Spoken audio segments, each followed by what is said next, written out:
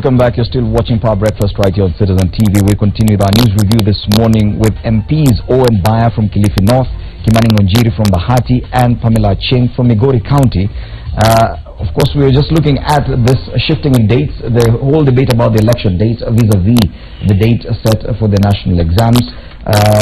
So many discussions going on there. The French firm that is working on reconfiguring the Kim's kits to be used for the repeat presidential election has already indicated that being able to deliver by 17th of October for a repeat poll is a bit dicey. We do not know, and they've said it might not happen. They've gone on and said that even if at all the requirements or demands go higher than that, that they may not be able to deliver even within the 60 days as stipulated by the Supreme Court for the repeat presidential election. What that will mean, well, we do not know. So now, let's talk about this other headline, which is still connected to that, still on the Supreme Court, still on the repeat presidential election. Now the bigger headline on the Standard has to do with a new twist to CJ Maraga ruling, Rao. It's being called a fresh poll storm on the Standard. Just asked to detail Supreme Court ruling. New suit is filed against 2 of the 4 judges who are now Uhuru's win. That story is on page 6. Two petitions have been filed against 2 Supreme Court judges who nullified the August 8th presidential election. The petitions are accusing the judges of being in contact with lawyers representing the petitioner Raila Odinga during hearing of the case challenging President Kenyatta's victory. Now, the Judicial Service Commission has been asked to investigate Deputy Chief Justice Philomena Mwilu and Justice Isaac Lenaola, who are accused of gross misconduct in the twin petitions in which the petitioner has attached extensive extracts of phone records detailing the alleged conversations. Wow. This is very serious because they've actually put the claims, they've listed the claims against the 2 judges there. But the big question is, and it's the same question we asked last week when the MP for Nyeri Town, Ngonjiri Mbugu, actually filed a petition before the JSC against Chief Justice. It was seeking the removal of Chief Justice David Maraga. This one is asking the JSC to investigate these 2 justices of the Supreme Court. But the timing now is the issue because given that they're just about to give this ruling, the issue of the credibility or the integrity is being raised now. Of course, we saw what happened when that petition was filed against the CJ, and it had political implications, and Ngonjiri Mbugu had to be forced to withdraw it. Now we're seeing this again. When Owen Baya, do you think they're connected in any way? Well, one, I must say that these petitions that have been thrown left, center, and right against the Supreme Court are a way to distract the Supreme Court bench from finishing the judgment and writing a really convincing judgment about the positions that they took to nullify the presidential elections. So I'm seeing a plethora of activities that are actually aimed at distracting the judges. That is one. 2, you see there's a connection between what has been happening from Ngonjiri's petition to this new petition, what Murkomen said in his public utterances, what the president himself said in his public utterances. You see kind of a flow of things that they're all aimed at fixing the judiciary, like it was said at the beginning. Now, this is not the way the country should go. In 2013, we had a presidential petition. And this petition was ruled in favor of the president, and I think the NASA, then called coalition presidential flag bearer, gracefully took it in and said the country goes on. He lost at the Supreme Court, and he said we'll sit to fight another day. Today, the issue now is on the other side. But I'm finding it very difficult to understand why in a country where democratic space has really improved, in a country where judiciary and judicial systems are in place, that today if a judge makes a decision that does not favor you, you want to hound that judge out of office through whatever means. It was very interesting to watch the president tell Ngonjiri to drop that case in a very casual manner, and I think Ngonjiri took it in. This, I believe the president should have done it before Ngonjiri filed this thing. But you can see, because I do not think, and my position is that Ngonjiri filed this thing with the authority from the top. They were aware of what was happening, and this is part of the Jubilee shenanigans to ensure that they fix the judiciary, just like the head of state had said. So for me, we are coming from it's sad times for this country, that an institution that has been vested with the powers to really preside over presidential petitions and give a ruling, because us as Kenyans, the sovereign will of the people gave the Supreme Court bench the powers to ensure that they arbitrate when there is a presidential problem. And I think that is one of the reasons where the Constitution actually created. That's one of the things that made the Kenyans create the Supreme Court, to look at presidential elections and say this was fair or this is not fair, nullify or uphold. The first one upheld, this other one nullified. Today, those who benefited from the first ruling, because they've lost in this second ruling, have a problem with it. And you can see that Jubilee mandarins actually having a problem with this because it negatively impacted them, and that's why you see all this plethora. And I can see that very soon the president will call these guys and tell them drop this thing, and they will drop it that minute. Yes, Kivani Munjiri, of course, the first petition by Ngujiri Wambugu, the Nyeri Town MP, had political implications, and that's why Jubilee actually asked him to withdraw. Because yes, it appeared like the president and his deputy were targeting a certain community. Whether or not that was true, but they had to beat a retreat on that. Do you think that this one has similar political implications for Jubilee, these other two petitions? Let me put it this way. First, I don't know the people who have done now that petition for now. I don't know. But let me tell my friend, don't put your thinking to somebody and you don't have fact. It is very long as a leader. You are elected. Talk what you know and maybe guess what you don't know. Because saying that the president knew before, that is pure lie. We had a PG with the president, and he said very clearly that if anything you want we do, let's discuss it in the PG. He gave instruction. And even myself, I was shocked to see Ngujiri has put this before he talked to the PG. But don't forget, we have a democracy in this country, and that's why we're having a lot of problems. That everybody will come from nowhere and do what he wants, and he is exercising his democracy to do that. So don't put it that this is the instruction for the president, and the president could have known before. And the question, Kivani Munjiri, now is the first petition by Ngujiri Wambugu definitely had political implications for Jubilee that may not have worked in their favor. Exactly. Do you think these other two petitions have similar effects?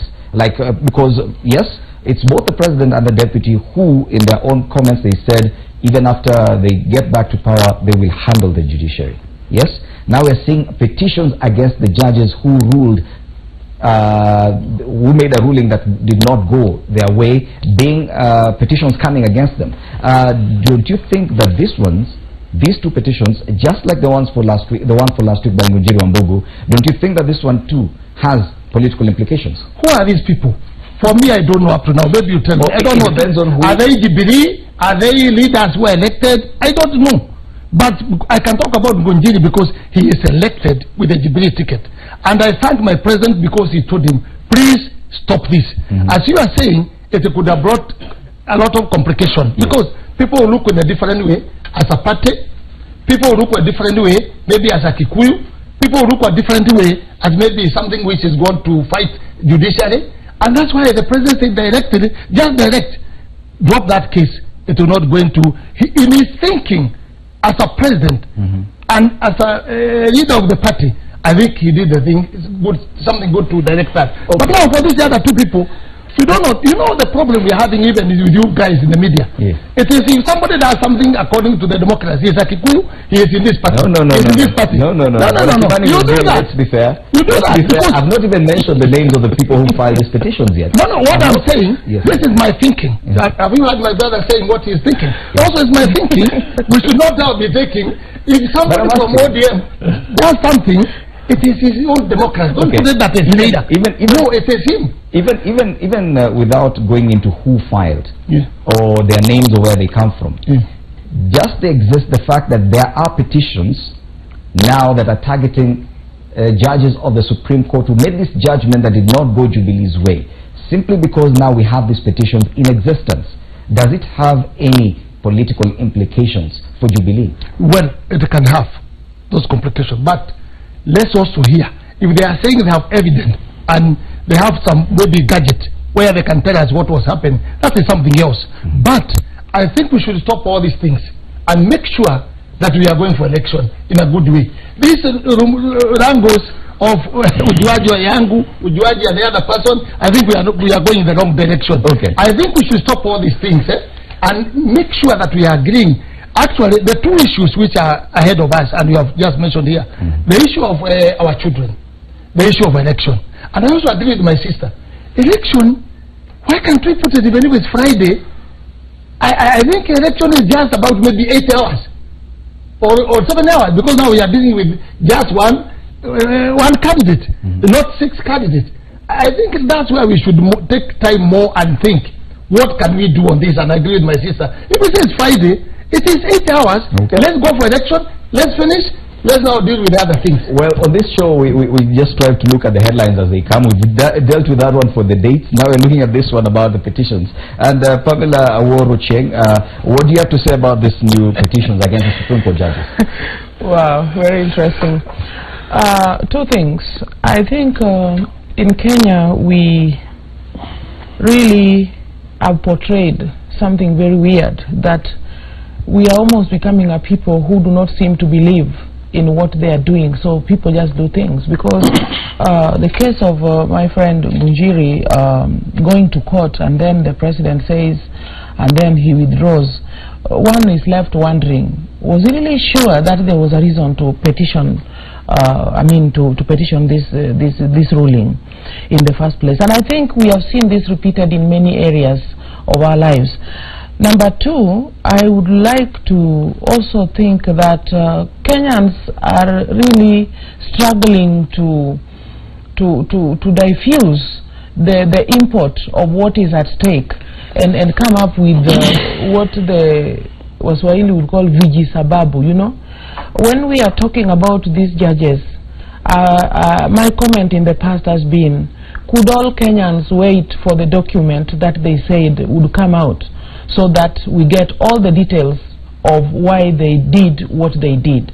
And so when we are seeing another petition against these 2 other judges, I think this thing will not escape the political judgment still.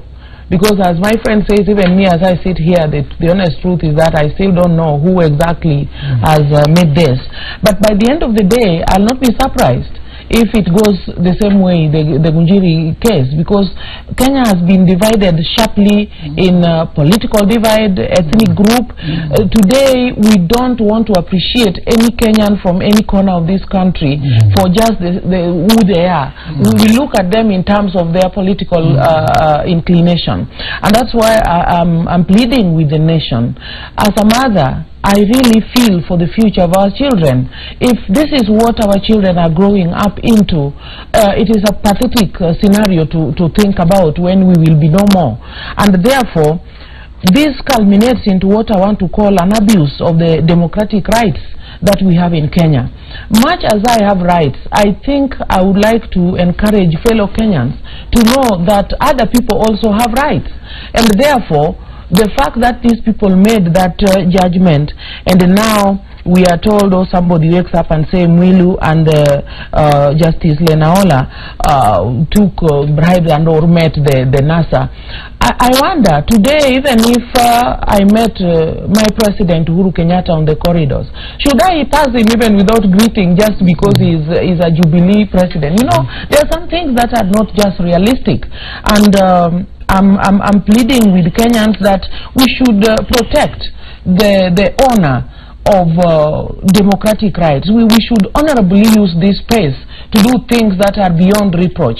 I think this is what I would want to comment about that. Yes, Bona Owen Bai, of course, the democratic space guarantees that any Kenyan who feels aggrieved, even with the conduct of these judges, should and can petition them, and that's exactly what happens. Because even on page 6 of the Standard, they've listed some of these accusations against these judges. And if at all any of them is found culpable of having done anything that is wrong, that is not in line with what they're supposed to be doing, the JSC actually has an obligation to actually indict them and probably even seek their removal from office or some level of punishment. Is it a problem of timing? Because it's definitely not wrong to question what an officer, even a judge of the Supreme Court, if you feel they've done something wrong. What I think is this: judges, like any other people within the profession, have relationship within their professional circles. Judges and lawyers speak a lot of times.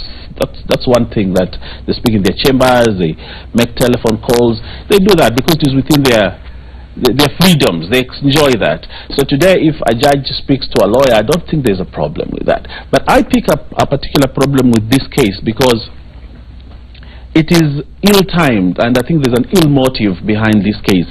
In Kenya, if you look at the politics that happen, 20% of the politics in this country happen on the table, but 80% of the politics in this country happen under the table. To come and pick Justice Milu and Justice Lenaola for a petition like that, after the Maraga petition was a botched petition, which looked very bad in terms of politics, I think Jubilee realized that if Munjiru went on with this case, then they were likely to lose votes in a certain region. And that's why even the president himself went to Kisii and called the Kisis to Nakuru and talked to them and told them that I do not have a problem with your son, but I have a problem with the ruling. Why did he do that? He did it specifically because he knew that his utterances had angered a certain community, and Kenyan politics is based on that. Now, the Lenaola and Muilu petitions that are coming in is to sanitize the first petition which failed, in actually trying to show that we do not have a problem with Maraga. Right now, they're going for Muilu, they're going for Lenaola, trying to level the playground and say, you know, it's all the judges. It's not just about one judge for which they think was going to work against them. So today they're saying it's all judges. So they're picking the other two judges to show the cases that no, it wasn't about your son. It is about everybody who sat on that bench and made a ruling. So that way, probably Jubilee thinks they will sanitize the problem that they created at the beginning. But looking at all this, this is politics.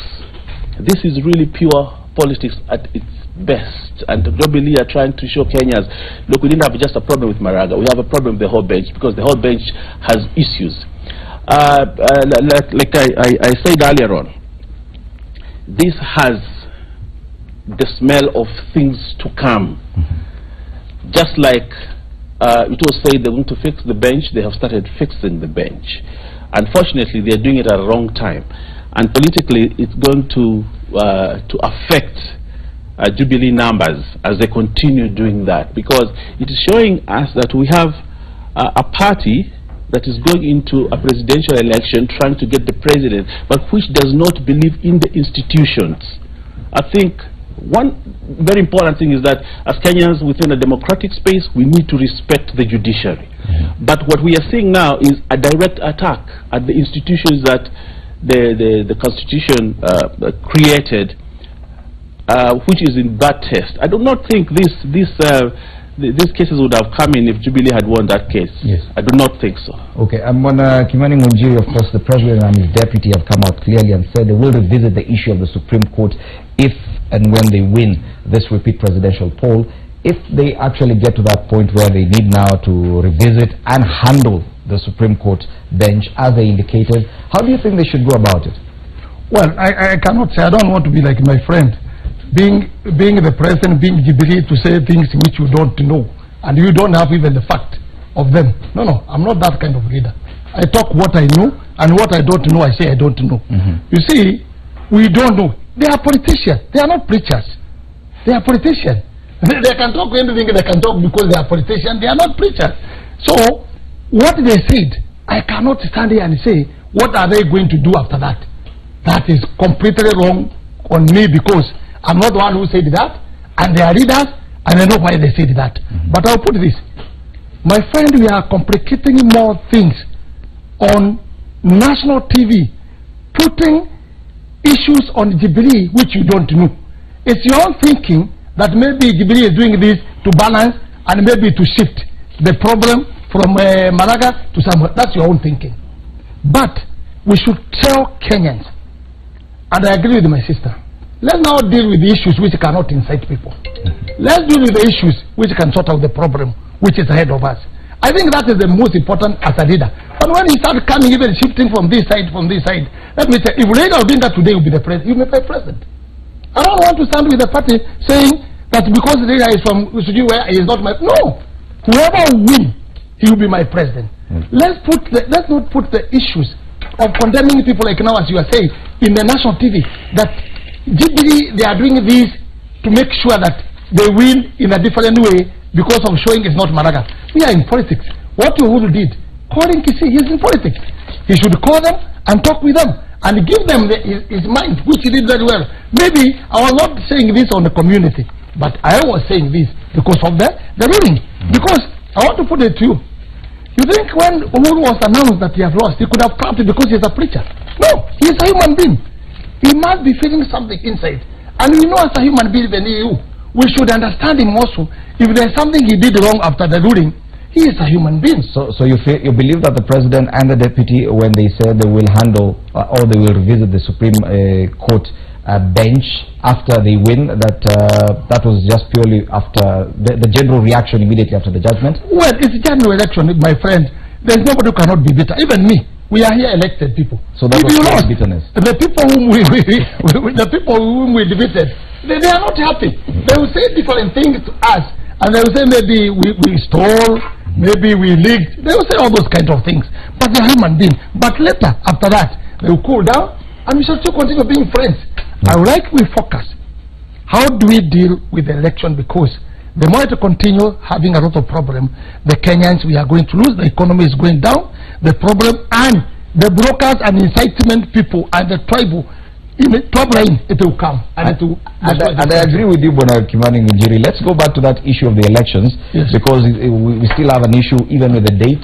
Now that we have the technicalities, initially we discussed what happens between the election date vis-a-vis the date of the national exams. Now let's go back to the politics and the proper planning of these elections. On page 5 of the Daily Nation, NASA says no more for Al-Burai in poll. NASA leader Raila Odinga yesterday demanded new firms print ballots and provide technology for the repeat presidential election, arguing that there was enough time to make the changes. The opposition chief wants the Independent Electoral and Boundaries Commission to dump Dubai-based Al-Burai in the printing of ballots, and French-based Safran Morpho in the 3.8 billion voter identification and results transmission kit tender. We've already discussed what Morpho has said. They already have an issue even with reconfiguring the kits. They say they cannot do it in time for the October 17th poll. But Raila Odinga and NASA now say we don't want that team all together. Safran, Morpho, Al-Burai. Same question, and I'll pose this one to Pamela Aworu-Cheng. Do you still believe that NASA is keen on having these elections before the end of October?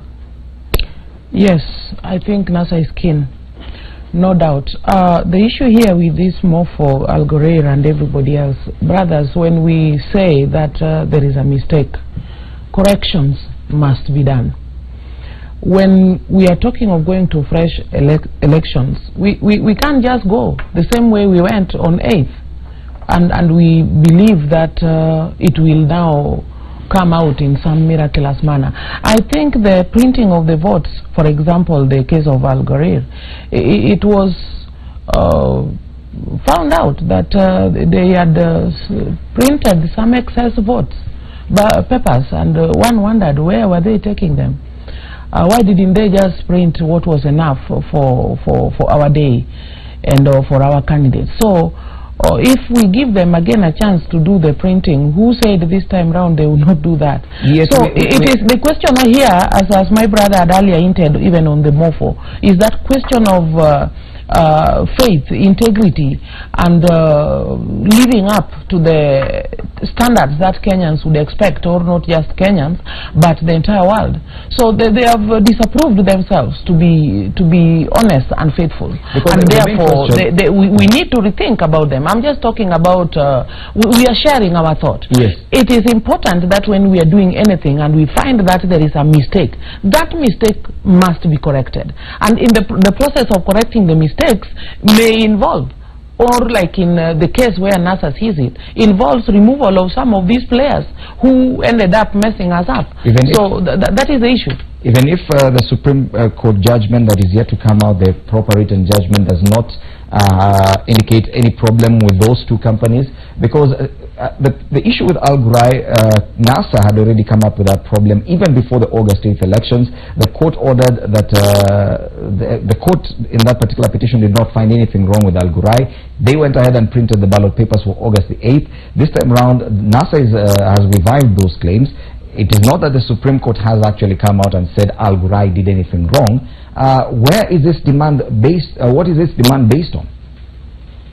I think I've just mentioned that there was some excess votes that were the complaint was all about. And so one is wondering, why did this happen? Why were they bringing more than what the Kenyans had ordered for? Okay, because the question, Bwana Owen Baya, is that this repeat presidential poll is supposed to be based squarely on what the Supreme Court judges ordered. In strict conformity with the Constitution, the Supreme Court did not go out and talk about these players, Oti Mofo or Al Ghurair for that matter. If at all the written judgment comes out and does not mention these two players anywhere, do you still insist on demanding that they leave the process for it to go on? Well, my take is this. The Supreme Court made its ruling and the results of the election were nullified based on one thing, that there was a problem with the transmission of results. During the process of transmission of results, all the bad things happened and gave us the results that they gave us, including the logarithm that were entered into these servers. And so you can see the whole problem, and that's why this country is going to spend a lot of money to do a repeat poll, because Morpho failed in its mandate to ensure that results are transmitted in a credible way. And like the Supreme Court judges said, election is not an event, it's a process. The process, and one of the most important systems and processes within IBC was transmission of results. That way we spent a lot of money bringing the KIMS kits into this country and ensuring that there was a lot of money spent on ensuring that we have service providers to stream these things and all that. So if you are talking about credibility of the next elections, one of the firms that we must put our finger on is Otomofo failed this country in one of the most important things, transmission of the results. And therefore, that in itself, when the Supreme Court judges said there was a problem with the transmission of results, gave us all the reason to say we do not want Morpho to do the same thing that they did. Secondly, the credibility of this firm has been put into question, and its integrity. We have the case in Nigeria where they've been accused and fined because they took bribes, they gave bribes to get a job there. We have the case in Russia where we are told they have had some misbehavior there also. So Otomofo as a firm, Safed Morpho as a firm that is going to do this election again, this repeat poll, I think every Kenyan should be worried that we do not want to waste Kenyans' money again to go to the same people who botched up this election. Now for me, if we must do credible repeat polls, then Otomofo must be shown the door. They have to go, and we need to bring in a new firm. And I think the way systems are in this world and the way electronic systems are, I think with even emergency procurement as provided within the procurement law in this country, we can have another firm even 3 days, 2 days from today that can do this, and they can be given. If today Otomofo are telling us that, you see, we need more than 28 days to clean up the data and make it ready for the next election, then I'll tell them that they're not serious. If you have a tough job that requires to be done within a certain time, put more men, put more technology, put more effort to ensure that you do it. But ultimately, for doing this election is not even the point. The point is they must exit as fast as possible for them to give an opportunity for another firm to come in. And I think in the world we have situations where when you feel you can't do it, then quit. Let another person do the job. So if Otomov is saying, you see, the presidential election in this country, the repeat presidential poll in this country, is actually dependent on them. If they can't deliver it, then we have to delay it further until when they are ready. I think that is the wrong way. We have a law. We must respect the 60-day deadline that our constitution gives us.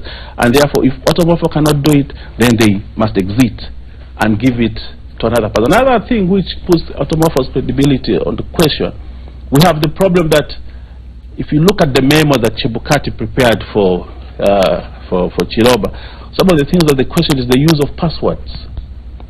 Whether Chebukati's password was used by other people without his knowledge, and whether other people entered into the system without permission. It actually questions Otomofo's credibility again, that they have been infiltrated by people who have interest in the election, and therefore we cannot trust them to do this election again. Bwana Kimani Ngunjiri, of course, with these many demands on the IEBC and on the people and parties involved in this particular repeat presidential election, it could mean that it could mean a possibility that October 31st may come and we still don't have the elections. That could present a crisis for the country, that we do not even know what will happen after that. How do you think we should go about it? Because yes, as I say, according to the Supreme Court judgment, the main problem was with the transmission of results. And since Safran Mofo was the one who provided the systems for the transmission, then probably they could take part of the blame. Don't you think that the IBC should be proactive in this and probably move on and change the supplier? You see, I feel much on my friend here, because sometimes he's talking this way, sometimes he's talking this way. He's not giving the solution to the Kenyans. Because now, you're just saying we have to do election on 17th. So if you're saying we have to do, are we not capable enough in our brain to know there are conditions we are supposed to meet before reaching there? So you condemn this side, you support this side. So you don't give the solution. The solution we should give, it is, if we are going to go in election, we must also look the ruling of judiciary. But sometimes you are in judiciary, sometimes you are on the other side, because the judiciary said 60 days. So what do we do on these 60 days, my brother? Let's fit on 60 days and see how can we change that date if we cannot be prepared enough. I think that's why we should make the point. How should we change that? Then, if these people, we want to remove them in IBC by law, we cannot use young law. What do we do as a leader? You are elected to remove these people there. There must be a process. So which process should we use? That's where we should be now, helping Kenyans. We should use the process, we agree, even when we're in Jubilee. Although I don't want to come and mention about the party here. Me, I'm coming here to talk about it as a Kenyans, elected by the people of Bahati. So I'm trying to say, let's give the solution without considering the ODM, the Jubilee. Let's say as elected leaders, these people, they did bad in IBC. If they did bad, let's wait for the ruling. If the ruling comes out, if they are mentioned, what do we do according to the law? Because also we cannot be jungle laws of beating people and removing them. Don't forget, we removed Kevoito, we removed Hassan, we have put now the ones who are there, we are complaining about them. Then, unless then we get people from, we get angels from heaven and come and do this. Alternative is us, leaders who are elected, to sit down and make sure these people messed. I agree with the mess. What do we do according to, because they are also human, they are also Kenyans, they deserve the law, they deserve to be sacked according to the procedure of the constitution. Let's stick on the constitution and let's stick also with the ruling.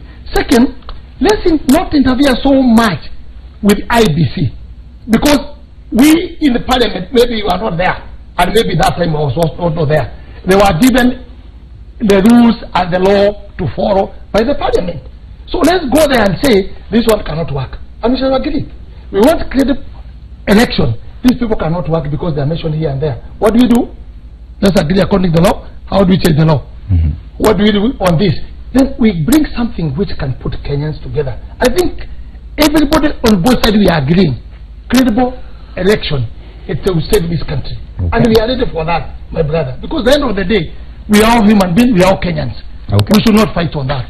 On that note, we take another break. When we come back, we discuss some of the politics. Of course, even within NASA, there are issues to do with the parliamentary leadership positions. A group of Coast MPs have protested the formation, the lists given by the parties. Coast MPs have protested as Mbadi is named House Minority Leader. Why is this? Plus, Holotoma has defected to Jubilee. We'll be looking at that as well, but when we return.